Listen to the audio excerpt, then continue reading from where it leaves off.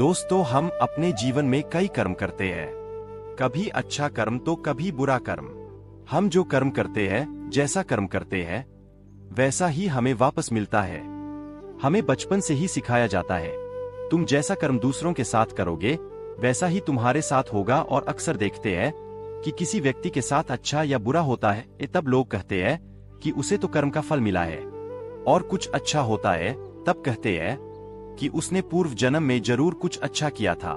कर्म किसी को नहीं छोड़ता है, इंसान को अपने कर्मों का फल भुगतना ही पड़ता है। सदियों से ऐसा ही चला आ रहा है और आगे भी ऐसा ही होगा। एक समय की बात है, गौतम बुद्ध अपने शिष्यों के साथ बैठे हुए थे।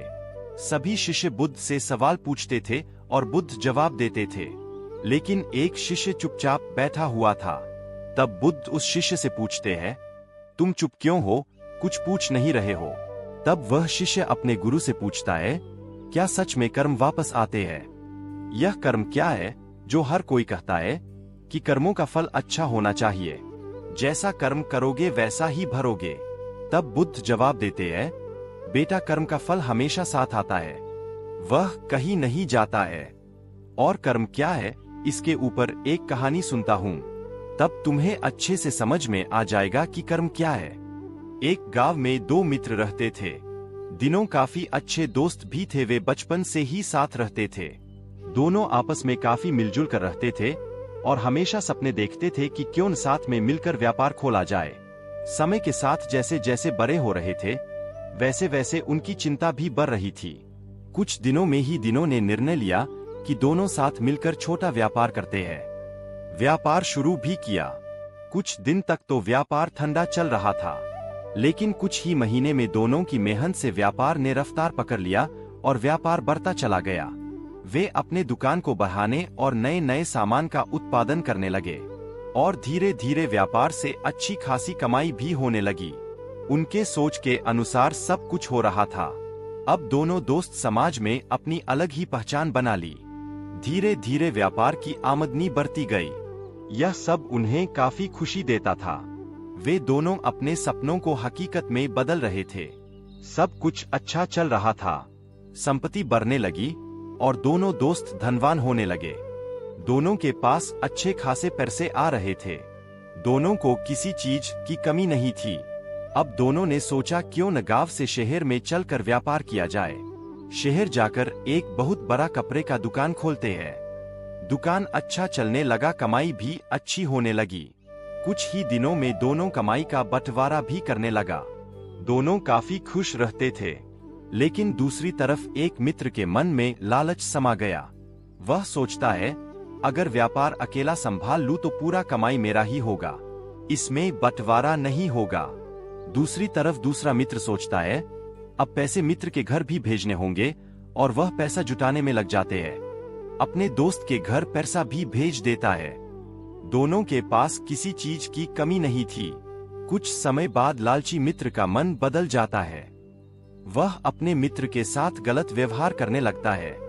ऐसा ही कुछ दिन तक चलते रहता है। फिर एक दिन दोनों समुद्र के किनारे बातचीत कर रहे थे। दोनों व्यापार की चर्चा करते हैं, काफी हंसी मजाक भी करते हैं। दोनों मित्र की बातचीत खत्म होती है और वह घर की तरफ चलने लगता है। तभी एक मित्र कहता है, मुझे चाय पीनी है। तो दूसरा मित्र चाय ला कर देता है, लेकिन चाय में जहर मिला देता है। ईमानदार मित्र चाय पीता है और उसकी मृत्यु हो जाती है। दूसरा मित्र सभी संपत्ति का मालिक बन जाता है।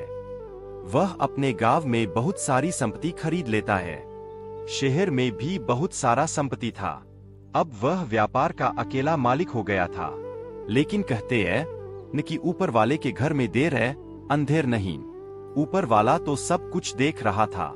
कुछ दिन बाद वह और धनवान हो गया। अब उसने शादी भी कर ली। शादी के कुछ ही दिनों बाद एक पुत्र होता है। पुत्र बहुत ही सुंदर और सुशील होता है। पढ़ाई भी अच्छी तरह से करता है। अब वह सोचता है, हम अपने पुत्र को बाहर पढ़ने के लिए भेज देते हैं, लेकिन उसका कर्म उसके पीछे पीछे रहता है। कुछ ही दिनों बाद उसका पुत्र बीमार पड़ जाता है। यहाँ से वे बहुत सारी पैसा भेजता है, लेकिन बीमारी ठीक होने का नाम नहीं ले रहा था। धीरे धीरे सारी कमाई भेज देता है। धन संपत्ति भी बिकने लगती है। फिर भी पुत्र की हालत में कोई सुधार नहीं आ रहा था। कर्ज भी लेना शुरू कर देता है। जो व्यक्ति कुछ समय पहले धनवान था, वह अब कर्जदार हो चुका था। अब वह सोचने लगता है कि ऐसा क्यों हो रहा है। तभी वह किसी महात्मा साधु के पास जाता है और पूछता है कि ऐसा क्यों हो रहा है मेरे साथ। साधु महात्मा उसकी मदद करने से मना कर देता है। तब वह साधु की पैर पकड़कर रोने लगता है। मेरा तो सब कुछ खत्म हो गया, धन संपत्ति व्यापार तक खत्म हो गया। सब गंवाकर अपने पुत्र से मिलने जाता है।